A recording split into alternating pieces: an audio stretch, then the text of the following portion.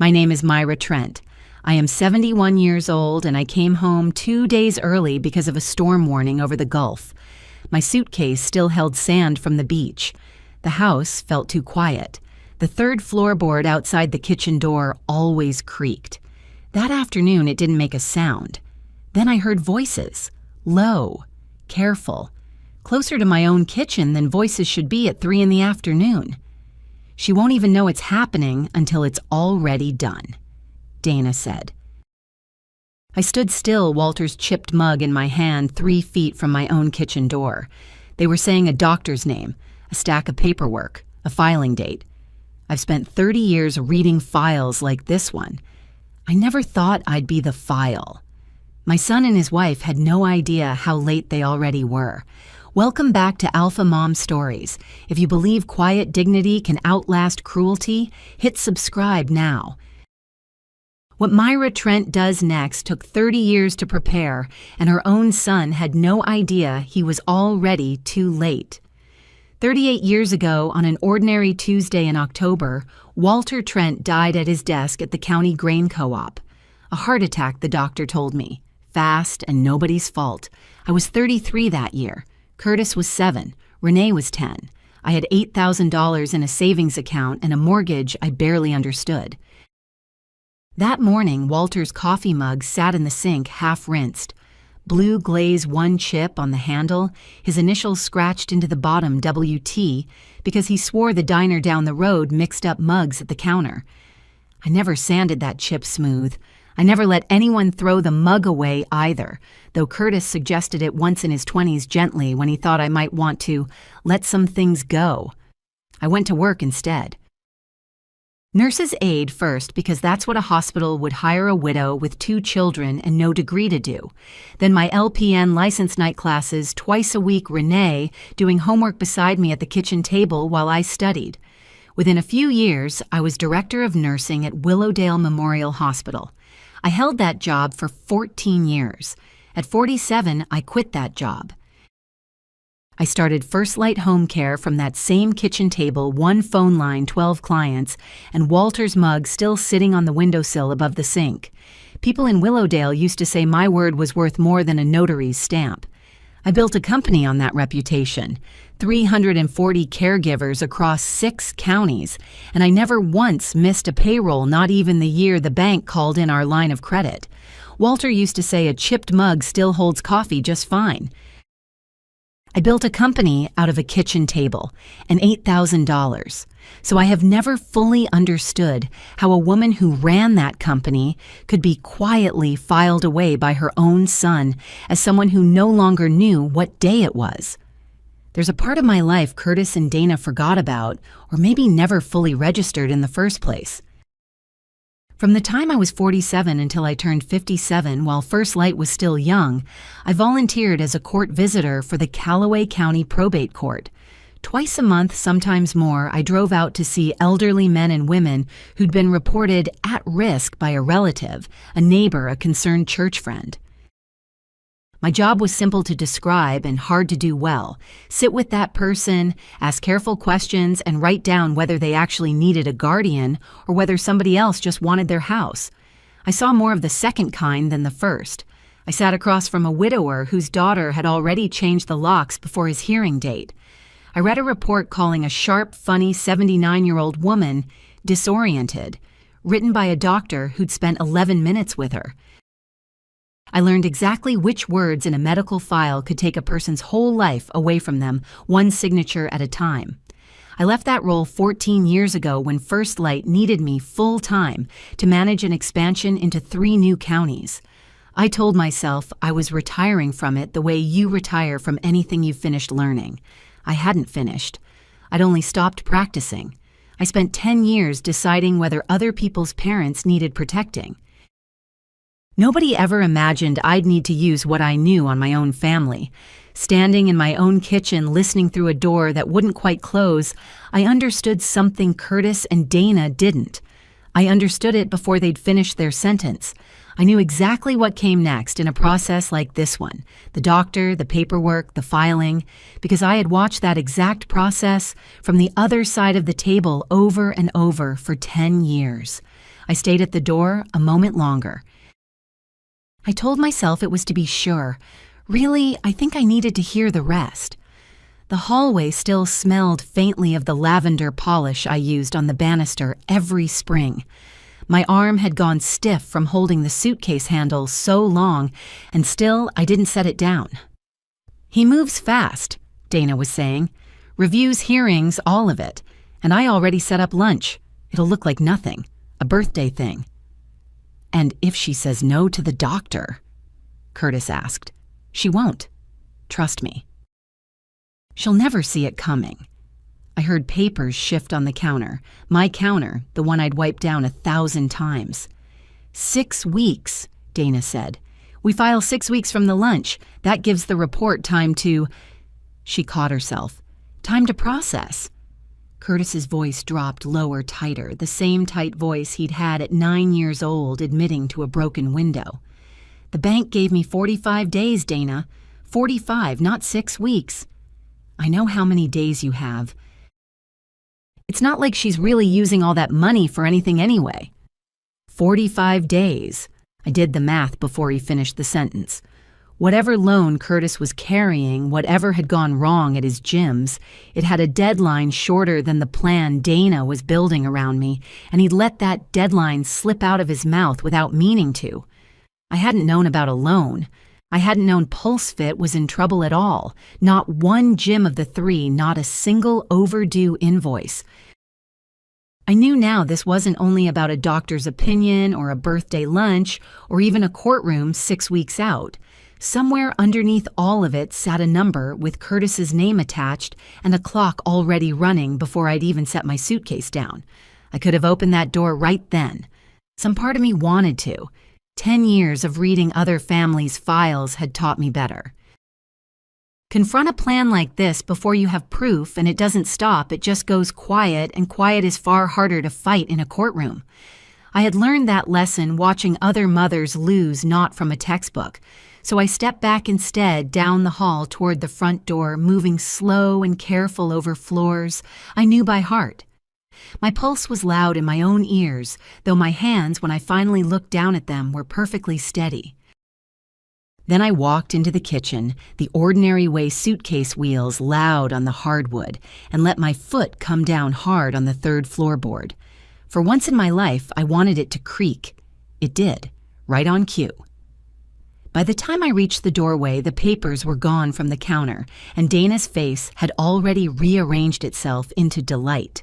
"Myra, we weren't expecting you until Thursday." "Storm warning," I said, setting my suitcase down. "I caught an earlier flight." Curtis crossed the kitchen and hugged me a beat too long, the way people do when they're checking whether you notice something. He smelled like the gym chalk and cold air. "How was the water, Mom?" "Warm, windy the last day." Dana was already refilling the kettle, chattering about a birthday lunch she'd been meaning to plan for me anyway. Wasn't that a nice coincidence? Her hands moving a half-second faster than her voice. I stood in my own kitchen and smiled and asked no questions at all. I let the floorboard creak. For once, I wanted it to. They had no idea I'd already heard the only part of the conversation that mattered. That night, alone in my bedroom with the door shut, I finally let my hands shake. I sat on the edge of the bed still made from before my trip and reached into my cardigan pocket. A small shell was still there, one I'd picked up on the beach 3 days earlier, without much thought. The kind of thing you pocket and forget until your fingers find it again. I turned it over and over its ridges, catching against my palm. Peg had teased me for pocketing it, said a woman my age didn't need souvenirs from a 1-week trip. I hadn't been able to explain even to myself why I wanted it anyway. I thought about every family I'd ever sat across from in that old volunteer role. There was always a moment, if you asked the right questions, when you could see exactly where trust had broken a birthday that turned out to be a setup. A nephew who started visiting only after the diagnosis, a just sign here that wasn't just anything. I had always been the one on the outside of that moment, taking notes, staying steady for someone else's sake. Now I was the moment. Now I was the file. I thought about calling the police. I thought about walking into Curtis's old bedroom and saying everything I'd heard all at once, loud enough for the whole street to hear. I did neither. I'd held other people's fear in my hands for 10 years. Now I was holding my own. I didn't cry. I made a list. By midnight, I had 6 names written on a legal pad in the same square handwriting I'd once used to write up strangers' case files, starting with a lawyer I trusted more than almost anyone alive. I had put the shell back in my pocket where it would stay far longer than I expected. Diane Kowalski picked up on the second ring the way she always had 20 years of friendship compressed into that one small, reliable habit. We'd met at an elder care conference in Cedar Rapids, both of us hiding from a dreadful keynote speaker in the same hotel bar, and neither of us had managed to shake the other since. "You're back early," she said. "How was Peg's beach house?" "Diane, I need to ask you something, and I need you to answer as my lawyer, not my friend." The line went quiet for a second. Then, "Go ahead." I told her everything: the doctor's name, the birthday lunch, the 6-week filing plan, the loan I hadn't known about. Diane didn't interrupt once. When I finished, I heard her pen moving. "The healthcare directive I wrote for you," she said. "You remember what it says, that you're my agent, not Curtis." "That's right." "You wrote that directive 11 years ago, Myra. Nothing has changed except now you might actually need it." 11 years. I'd signed that paperwork on an ordinary Tuesday afternoon, mostly to humor Diane, mostly because she'd nagged me for a year to get my affairs in order like I tell every client to. I remembered feeling almost embarrassed, like a woman preparing for a disaster that would never come. "I want you to do one more thing," Diane said. "Before anyone else picks a doctor for you, you pick your own. Independent, neutral, get ahead of it. You think it'll come to that. I think you already know it will." I did know. I'd known since the floorboard didn't creak. I didn't feel afraid anymore, not the way I had the night before with the shell in my hand. I felt prepared the way I used to feel walking into a stranger's living room with a clipboard ready to ask the only questions that mattered. Dana called 4 days later, her voice pitched to a warmth I now recognized as costume. "I was thinking we should do a little early birthday lunch for you, Myra. Nothing fancy. The country club Saturday. Just family and maybe a friend of Curtis's I've been wanting you to meet." I already knew whose name would be on the reservation next to mine. "That sounds lovely," I said. "What time?" "Noon. Oh, and Myra, wear something comfortable. We might walk the grounds after." Walk the grounds. As if I were a property being appraised rather than a mother being taken to lunch. I hung up and stood in my kitchen a moment, one hand resting on the counter where I'd overheard my own future being planned 8 days earlier.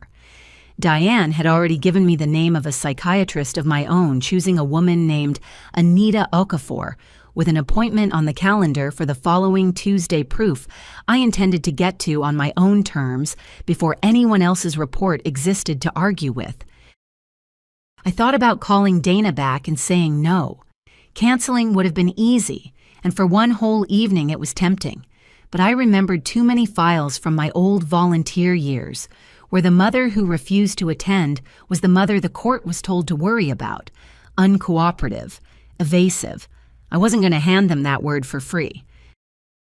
So I said yes to lunch, the same easy yes I'd have given a year earlier, and hung up the phone with a steadiness that would have surprised Dana if she'd had any idea what I already knew. The Callaway Country Club dining room smelled like polished wood and cut lilies. Dana steered me toward a table already set for 5-1 chair, filled by a silver-haired man in a blazer I didn't recognize. "Myra, this is Preston. Dr. Preston Kane, a friend of Curtis's from the running club." Kane shook my hand a beat too gently, the way people shake hands with something they think might break. 58, maybe 60. Good watch. Softer hands than a man who actually ran. A faint smell of chlorine clung to him anyway, as if he'd stopped by the club pool before lunch just to look the part. We talked about the weather through the salad course. Then, between bites, almost bored, "Just curious, do you know what day it is today, Mrs. Trent?" I'd asked that exact question to 40 or 50 people myself years ago, clipboard on my knee, trying to sound just as casual. "Thursday," I said.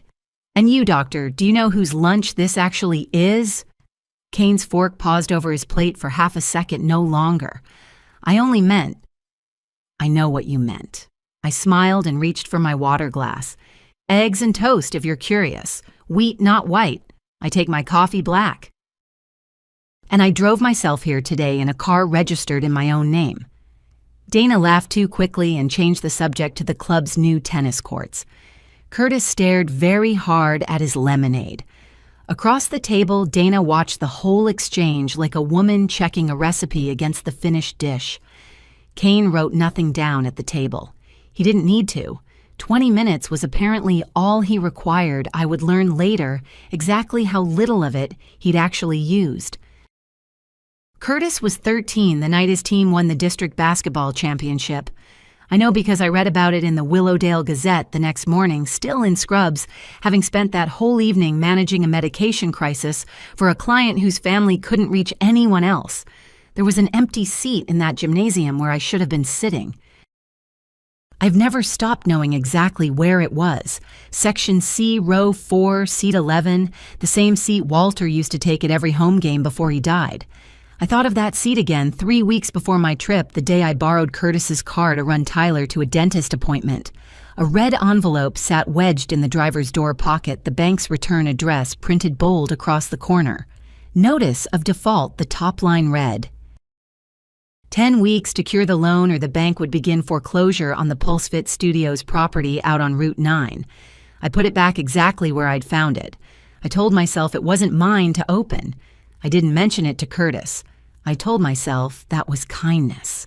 Looking back, some of it might have been plain cowardice dressed up the way it always is in families like ours, as not wanting to make things worse. 10 weeks, that envelope said 3 weeks before I ever heard Dana's voice through a cracked kitchen door. By the time I stood in that hallway listening, the math had already tightened down to 45 days, and Curtis had let that number fall out of his own mouth without meaning to. I recognized the envelope before I recognized my own fear.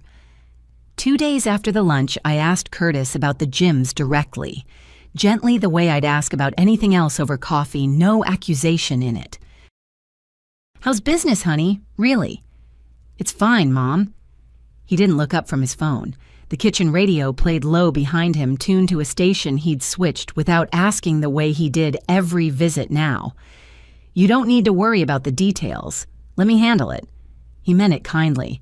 That was the part that stung most, then almost as an afterthought stirring his coffee. "Preston really liked you, by the way. Said you were sharp. Impressive, even." Impressive. A word you'd write in a report.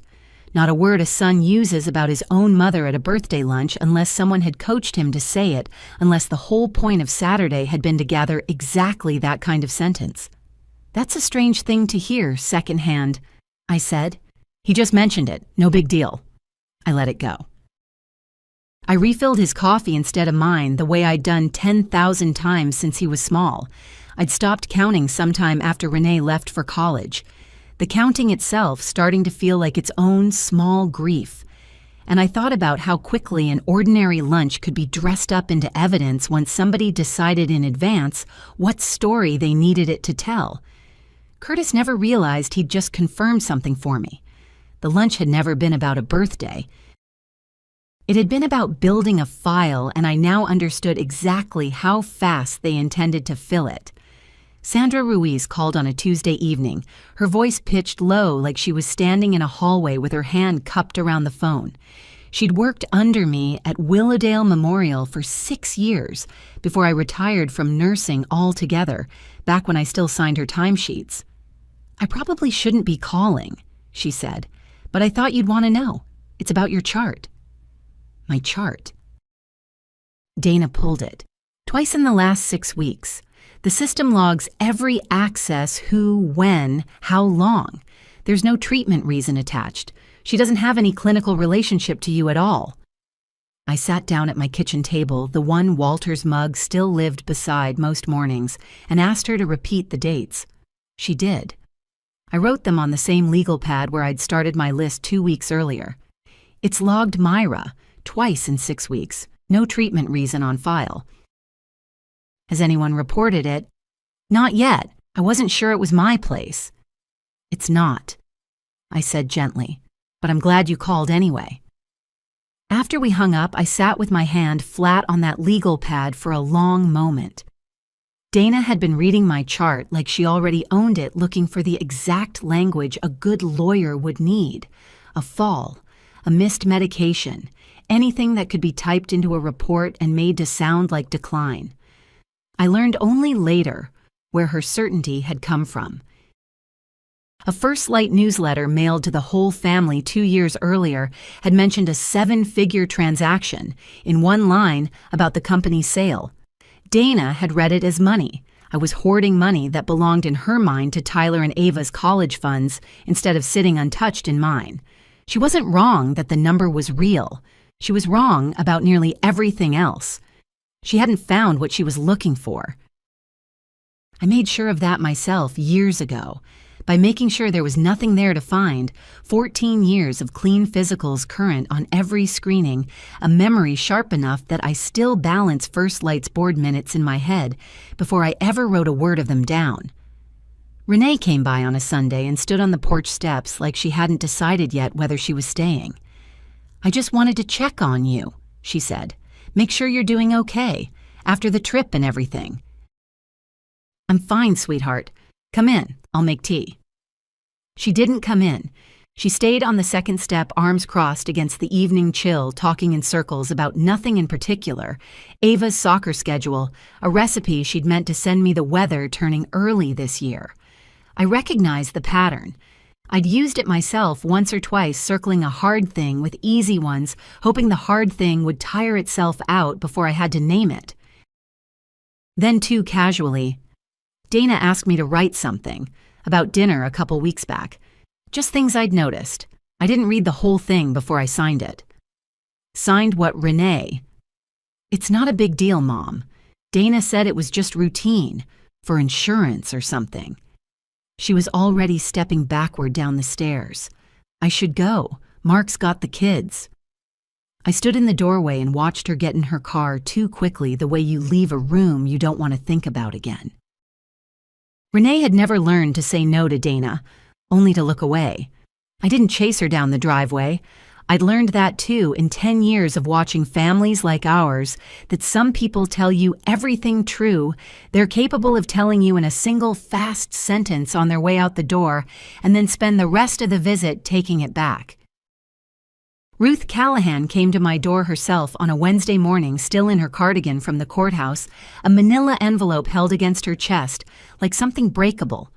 Ruth and I had spent 10 years as volunteer visitors together for Callaway County Probate Court, back when we were both younger, and neither of us imagined she'd ever hand me papers like these.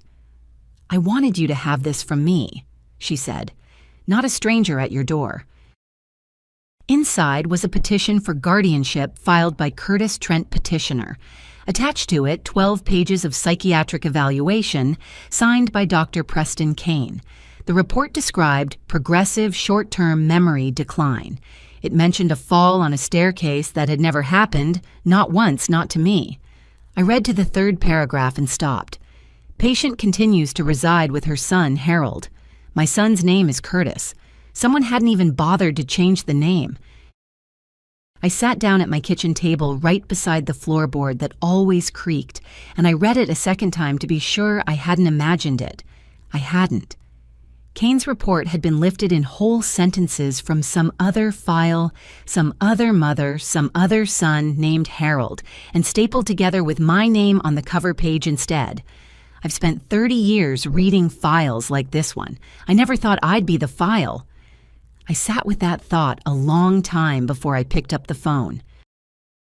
If you've ever caught someone in a lie simply because they got too comfortable and stopped being careful, comment Harold below, and subscribe to Alpha Mom Stories because you have not seen what Myra Trent does with this folder yet.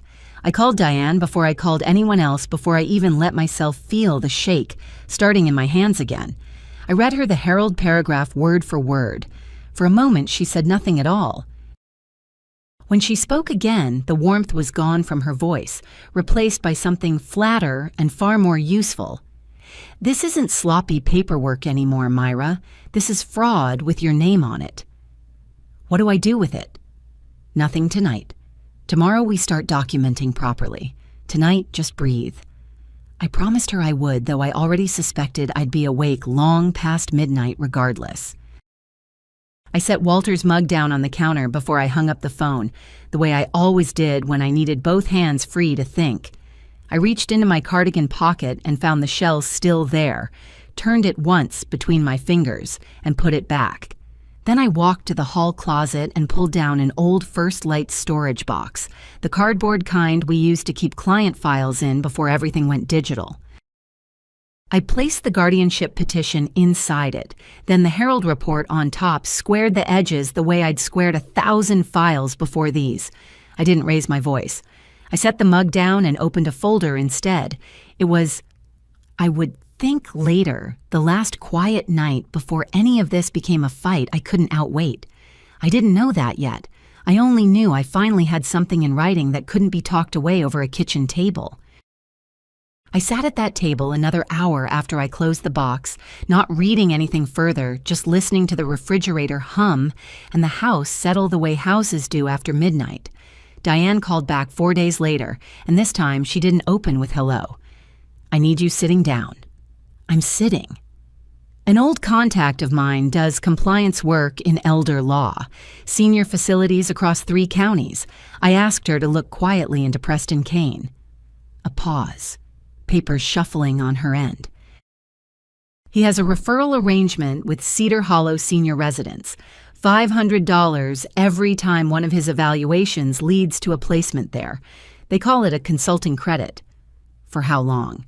6 years, at least 11 cases on record so far. A pause. She thinks there are more she hasn't found yet. Cedar Hollow charges around $4,000 a month per resident. 11 referrals alone beat what most people in this town earn in a year. I thought about the fall on a staircase that never happened, the son named Harold, who wasn't mine.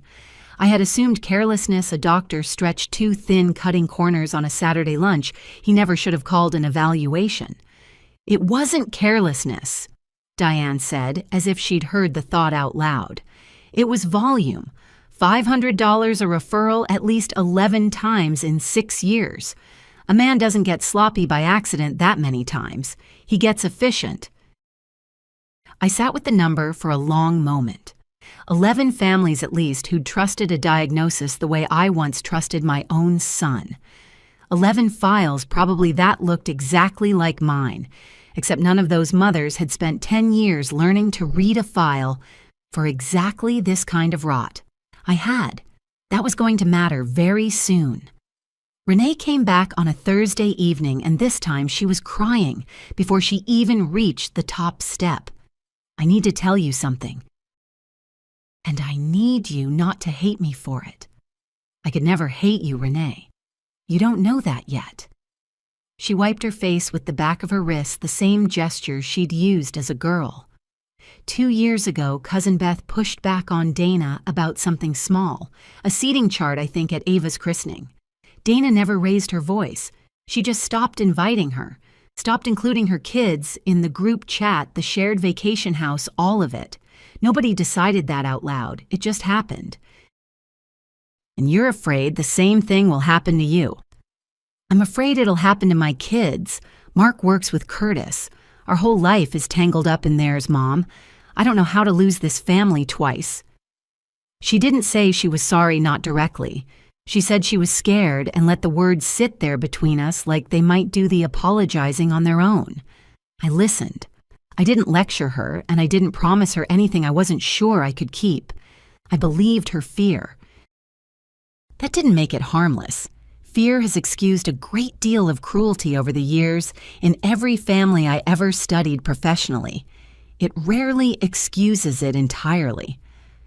She left before dark the way she always did now, and I stood on the porch a long time after her taillights disappeared down Larkspur, thinking that fear and cruelty can sign the exact same piece of paper, and from the outside, in a courtroom, they can look identical. Diane drove over that weekend with a legal pad full of options. I could call Curtis myself, lawyer to almost son-in-law. Tell him what we know about Kane. Let him withdraw the petition quietly before this goes any further. No, she looked up. No, I could have made one phone call and ended it quietly. I didn't want quiet. I wanted it on the record. Say more. If we make this disappear in a phone call, Kane keeps his license. I kept my voice even. And his $500 a case. Curtis and Dana learned that this almost worked. All it costs them to try again is an apology nobody has to mean. I don't want almost. I want a judge's signature saying in writing that none of this was true. I had watched that exact quiet ending play out twice before, back in my volunteer years. Both times the same family tried again within 18 months, a little more carefully the second time. Diane studied me for a moment the way she used to study a contract before she signed off on it. 20 years of friendship, and she still looked at me sometimes like she was checking the fine print. On the record, it is then, she said. I'll call Dr. Okafor's office Monday and make sure her findings are ready to file. We'll want them entered before the hearing, not after. I nodded. Outside, the last of the summer light was going orange over the Larkspur maples, and somewhere across town, Curtis and Dana believed they still had 6 weeks to build their case against me. They had considerably less than that. They simply didn't know it yet. The following Monday, Diane spread every document I owned across her conference table, like a hand of cards she wanted me to actually look at for once all at the same time.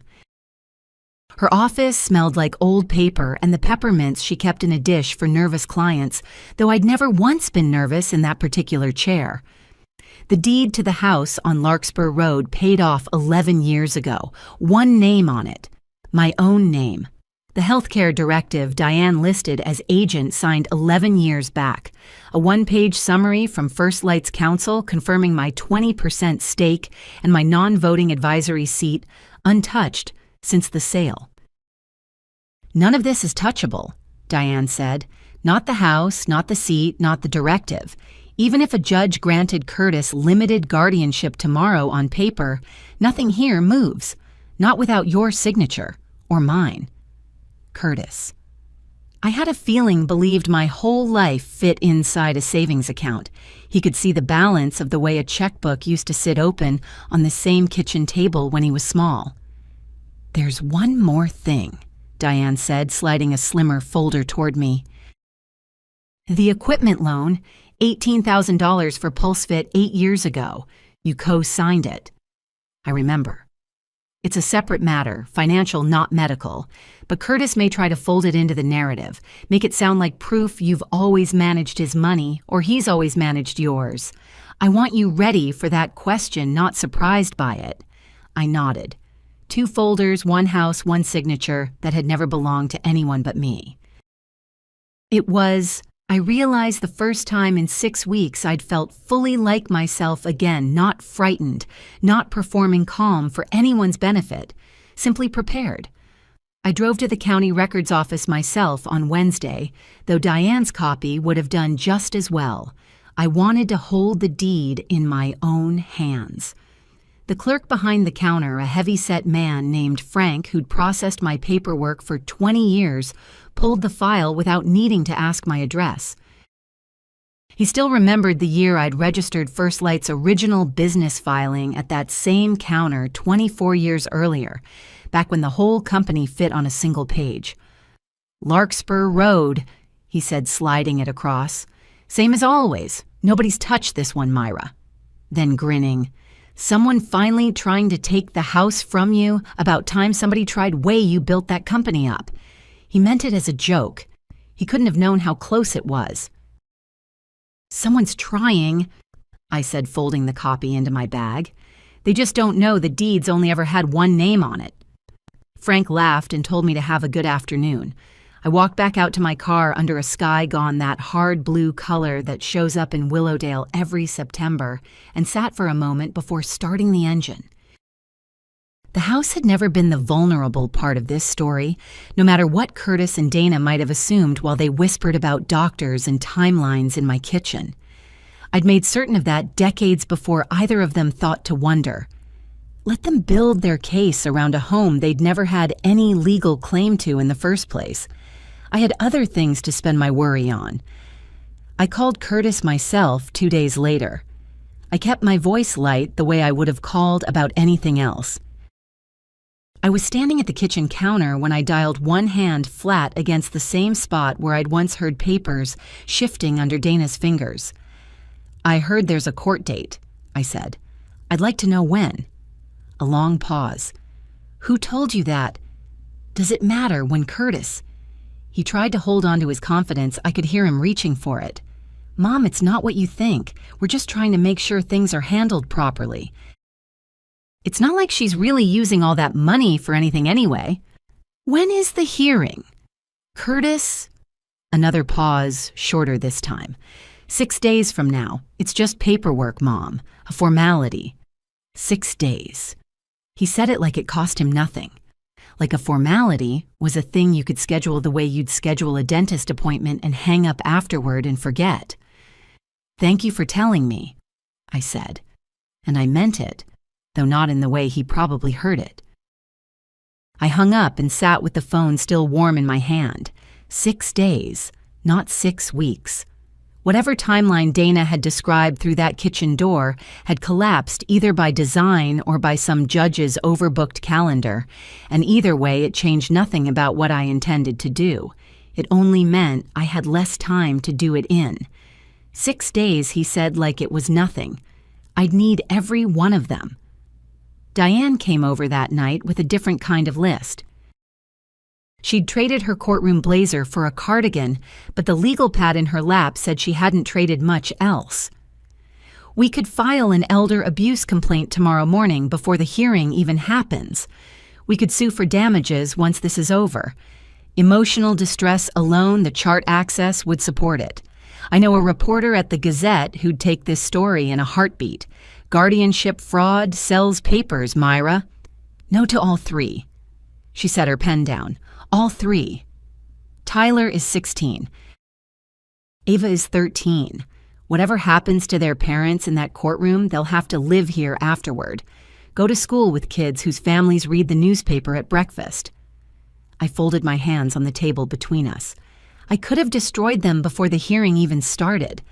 I didn't want to win by becoming someone Tyler and Ava wouldn't recognize. That's not weakness, you know. Choosing not to burn it all down. I know it isn't. It's the whole reason I spent 10 years doing that job in the first place. The families who won usually weren't the ones swinging hardest. They were the ones who could still look their grandchildren in the eye afterward. Diane nodded slowly the way she did when she'd stopped arguing a point because she'd come around to it herself. "Principle over punishment," she said. "Understood." "One hearing," I said. "The truth on the record in front of a judge. That's the whole revenge I want." I stopped by the First Light office on Thursday telling myself it was just to pick up old board minutes for Diane. Really, I think I needed to stand somewhere that still remembered who I was before any of this started. Word travels fast in a company built on trust. Within 20 minutes, half the office had found a reason to walk past the conference room coordinators I'd hired myself caregivers, who'd started as teenagers and were now training new hires of their own. One of them, Priya, had been 18 when I hired her off a diner shift 11 years back. She was running our Northern County territory, now 40 caregivers under her, and she hugged me in the doorway like no time had passed at all. Every one of them remembered my name without checking a file first.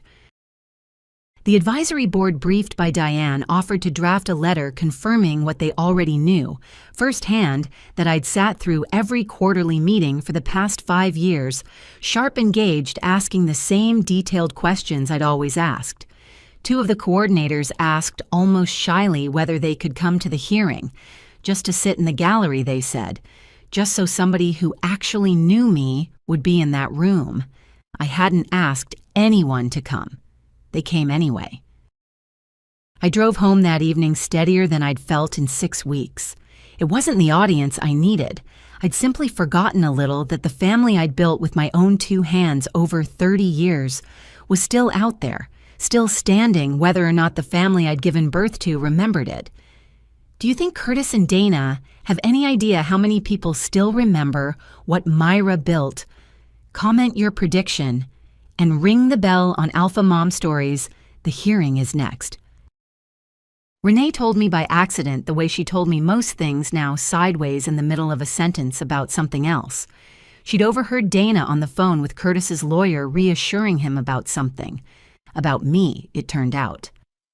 She won't even put up a real fight, Dana had said. She never has.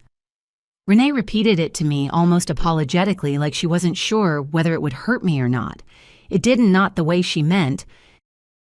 It landed somewhere else entirely, a small, cold click, like a key turning in a lock I'd been standing in front of for 6 weeks.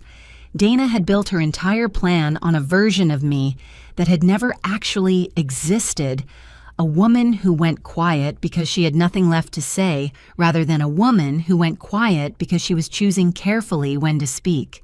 She won't even know it's happening until it's already done, she'd said once through a cracked kitchen door. I'd known. I'd always known. I only nodded when Renee finished telling me. I didn't ask her to repeat. It didn't press for more details about the lawyer's office or Dana's tone of voice. There wasn't any need. Somewhere in the 6 weeks since I'd come home early, Dana had made the one mistake I recognized better than any other from 10 years of watching families just like ours. She had mistaken my patience for surrender. I thought of every file I'd once closed, with exactly that same finding written across the last page, patience mistaken for surrender, and how rarely the family making that mistake ever saw the ending coming. It is, in my experience, always the mistake that costs people the most in the end. The morning of the hearing, I laid 2 cardigans on the bed and chose the plain gray one, the one I wore to church and to funerals, and to nothing in particular. I wasn't dressing to make an impression. I was dressing like myself because in 6 days I hadn't had the chance to feel like myself nearly enough. I checked the folder twice before I left the house. Gray plain, the kind you'd buy at any drugstore, not leather, not the sort of thing anyone would notice across a room. Inside it, the deed to the house on Larkspur Road, the healthcare directive naming Diane, Dr. Okafor's evaluation, 6 clean pages, nothing alarming in any of them. The documentation of Kane's arrangement with Cedar Hollow, 11 cases, 6 years, $500 each. A photocopy of the Herald paragraph, 1 line highlighted in yellow. I didn't dress to win. I dressed like myself. At the door, my hand found the cardigan pocket out of habit, and the shell was still there, small and rough-edged against my fingers, 6 weeks old, and 1,000 miles from the water it came from. I almost left it on the windowsill next to Walter's picture. The shell was still in my pocket. I decided to let it stay there. I locked the front door behind me, stepped over the 3rd floorboard without thinking about it at all, and drove myself to the Callaway County Probate Court with the folder on the passenger seat the way I once drove myself there for 10 years to decide other people's futures instead of my own. Courtroom 3 had wooden benches worn pale down the middle, the kind of room built for patience rather than drama. A case list was taped to the door outside my name, typed plainly on the 3rd line. Diane sat beside me at a small table. Behind us, the gallery filled slowly, 3 coordinators from First Light in a row, Ruth Callahan slipping in at the back during her lunch hour, still in her courthouse cardigan. Curtis and Dana sat across the aisle with their attorney, a thick folder squared in front of them, like a trophy already won. Curtis wouldn't look at me. Dana looked at me constantly. Renee arrived 4 minutes late and sat alone in the middle row, not beside her brother, not beside me either. Curtis didn't recognize half the people in that gallery. I recognized every one of them. Dana's folder was thick. Mine was thin. Hers was made of assumptions. The bailiff called the case number. I set my gray folder on the table in front of me and folded my hands over it the way I used to before I asked a stranger, the first careful question of an interview that would decide the rest of their life. Curtis's attorney rose first, smooth and practiced, and walked the judge through the petition in the calm voice of a man reading a grocery list. He cited Dr. Kane's evaluation. He used the phrase, "signs of cognitive decline," twice. He mentioned gravely an incident involving a fall, as though it were an established fact rather than a paragraph copied from someone else's mother. When the judge invited Curtis to speak for himself, he buttoned his jacket and looked everywhere in the room except at me.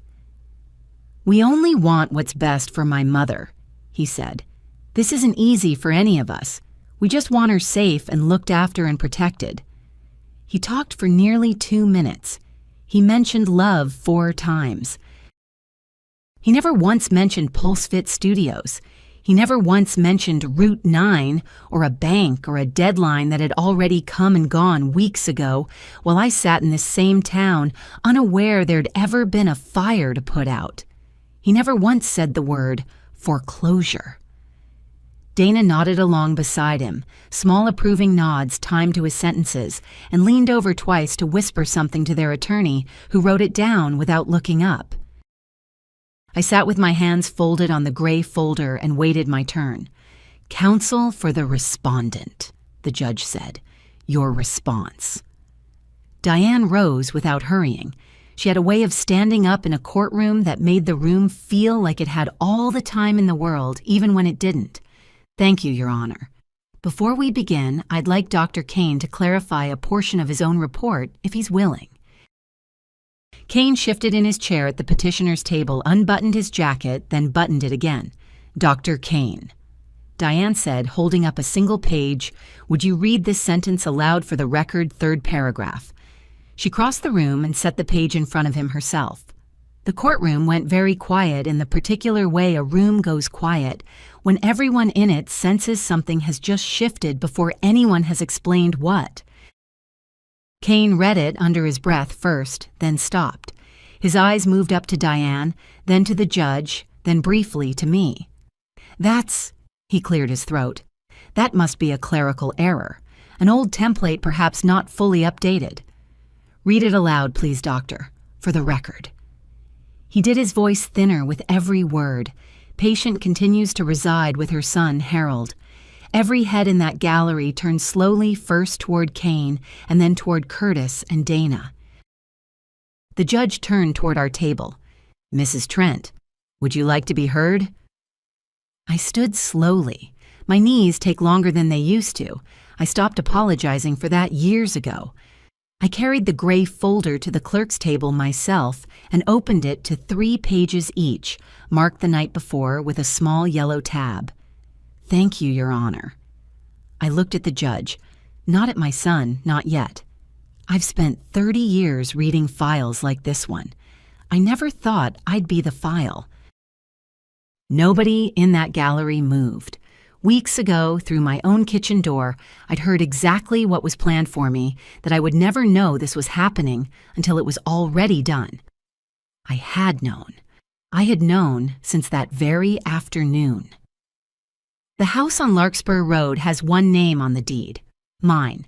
It has had one name on it since my husband died 38 years ago. I turned a page.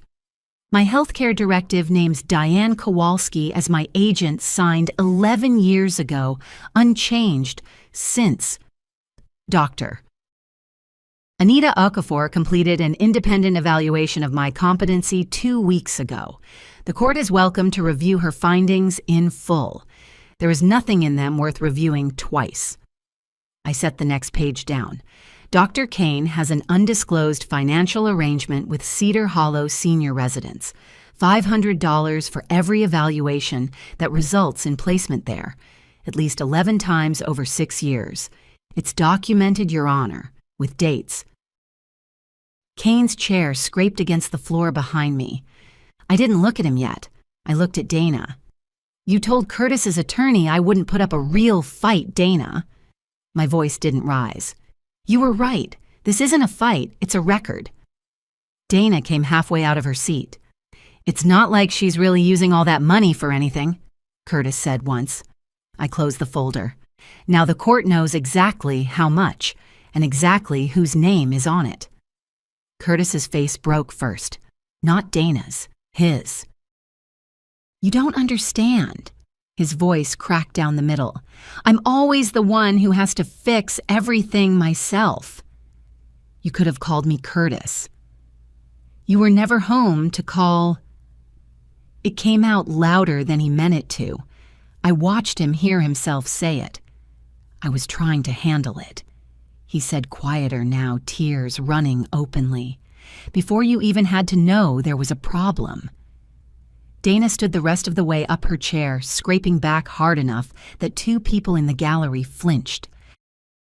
You'll regret humiliating us like this. Her voice climbed with every word. We will appeal. Everyone in this town will know exactly what kind of Dana. The judge said her name once quietly, and it was enough to stop her.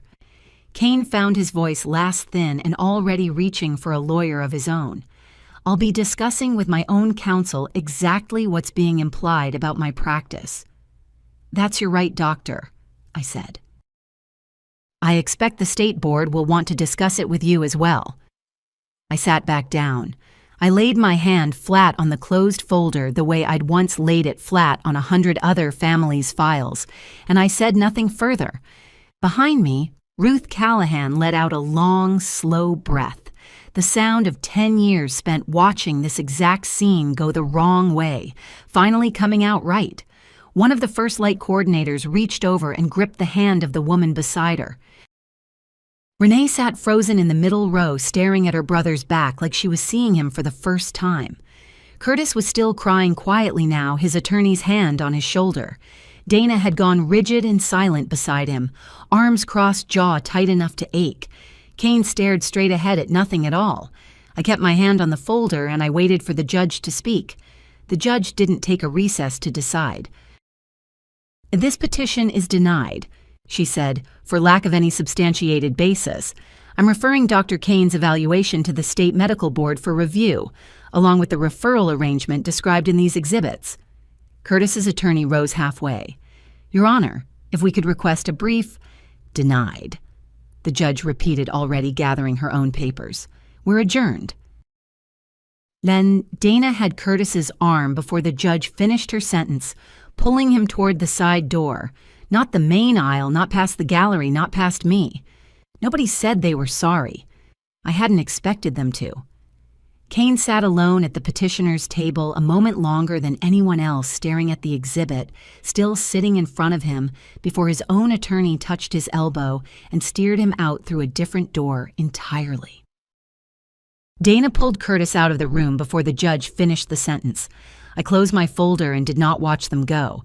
Renee caught up with me in the hallway outside, her eyes swollen red. I didn't want it to go this far. Her voice shook. You're making me out to be the villain here, in front of everyone. I looked at her for a long moment, long enough that she looked away first. She hadn't asked what would happen to the statement she'd signed without reading. She hadn't asked whether I was all right, not really not, the way she had on the porch steps 2 weeks earlier. She was already telling me how this looked from where she stood. I said nothing. Some silences are their own answer. Diane came up beside me, closed her own folder under one arm, and rested a hand on my shoulder without a word. We walked out of the courthouse together into ordinary afternoon light, past the case list, still taped to the door of courtroom 3, my name already gone from it. That evening I made myself coffee and carried it out to the porch the way I had most evenings for 20 years before this one. On my way out, I stepped on the 3rd floorboard on purpose heel first and let it creak as loud as it wanted to. There was nothing left in that kitchen worth hiding from anyone. My phone buzzed halfway through the cup. Ava. Grandma, are you okay? Mom's been crying all night. I'm fine, sweetheart. Better than fine, actually. I looked out at the maples going gold along Larkspur Road. How was soccer practice? We won. Coach says I'm getting fast. "You've always been fast," I said, and laughed softly for the first time in 6 weeks. I drank my coffee from Walter's old mug. It still held just fine. The weeks after settled into their own kind of accounting. Curtis restructured PulseFit with the bank closed 2 of his 3 locations and kept the one on Route 9 open under a 5-year repayment plan. If he wants to keep the $18,000 equipment loan I co-signed years ago, he now sends Diane a quarterly statement of his finances in full, no exceptions. He started seeing a therapist on Tuesday afternoons. He hasn't missed one yet. Curtis kept one gym. He lost the blank check he never actually had. Willowdale Memorial's compliance office confirmed what Sandra had told me weeks earlier. 2 unauthorized accesses to my chart, no treatment relationship clearly logged. Dana resigned before they could use the word terminated. 15 years at that hospital, gone in a letter, she wrote herself. She lost her seat on Tyler and Ava's school PTA soon after, quietly the way these things go once people start talking. Dana resigned before they could use the word terminated. Nobody was fooled by the difference. The state medical board opened a formal inquiry into Dr. Kane's arrangement with Cedar Hollow. His license was suspended pending the investigation. 3 other senior facilities quietly ended their consulting contracts with him within the month. Renee calls most Sundays now where before it was almost never. She still keeps a certain distance in her voice, a door held only partway open. I don't push it further than that. I never wanted a daughter who owed me an apology. I wanted one who was honest eventually on her own schedule. First Lights Board named me Lifetime Honorary Advisor that fall. With part of what the sale had earned me, I started an education fund for Tyler and Ava Diane as independent trustee, tied to 2 years of family therapy and Curtis's continued transparency. On a quiet Saturday not long after I set the shell from my summer trip on the kitchen windowsill, right beside the framed photograph of Walter in his work coveralls, grinning at whoever was holding the camera, I set the shell on the windowsill next to Walter's picture. Out in the yard, Ava was teaching 2 of the neighbor kids some elaborate game with rules only 13-year-olds ever fully understand, all 3 of them shrieking with laughter over something that didn't matter at all, which is exactly the kind of thing childhood should be made of. The gray folder sat closed now, filed away inside an old First Light storage box in the hall closet, its work finished. Some things are worth carrying home. Not everything needs to stay in your pocket. I spent 30 years deciding whether other people's parents needed protecting, and it turned out the only file I ever truly needed to prepare in advance was my own. If this story reminded you to check your own paperwork or your own family subscribe to Alpha Mom Stories and tell us in the comments what would you have done in Myra's place.